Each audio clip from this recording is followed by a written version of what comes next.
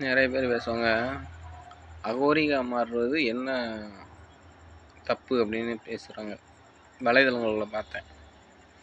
அகோரியா மாறணும்னா உங்கள் வயிற்றில் பிறந்த பிள்ளைங்கள அகோரியா மாற்றி சாமியார் ஆக்கிக்கங்க. இன்னொரு பக்கம் பணத்துக்காகவே பெத்த பிள்ளைங்களை அகோரி ஆக்கிறதும் திருநங்கை ஆக்கிறதும் இந்த எச்சப்பொறிக்கு வேலையெல்லாம் சில இடங்கள் நடந்துக்கிட்டு தான் இருக்குது. பணத்துக்காக ஏற்றுக்குறவங்க திருநங்கையாக மாறுறதை ஏற்றுக்குறவங்க, அகோரியா மாறுறதை ஏற்றுக்குறவங்க. இவங்கெல்லாம் அகோரியா மாறணும்னாக்கா ஒரு 14 வருஷத்துக்கு எந்த பொண்ணு கூட தாம்பத்தியமெல்லாம் இருக்கக்கூடாது. 14 வருஷத்துக்கு அப்படி மாறணும். யாராச்சும் கன்னி பொண்ணுங்க வந்துட்டு வயசுக்கு வந்த கன்னி பொண்ணுங்க இறந்து போச்சுனாக்கா அந்த பணத்தை கூட உடலோடு வச்சுக்கறணும். அப்புறம் பணத்தை திங்கணும். பெத்த தாயை செத்து போயிட்டாலும் அதை எரித்து எடுத்து திங்கணும். இது ஒரு கேவலமான பழப்பு இல்லை. மனுஷன் திம்பாங்களா? பணத்தை திம்பாங்களா? அகோரியா மாறினா என்ன தப்புன்னு சொல்லி ஒரு விவாதமாக நடந்துகிட்டு இருக்கு. வெக்கமா இல்லையா?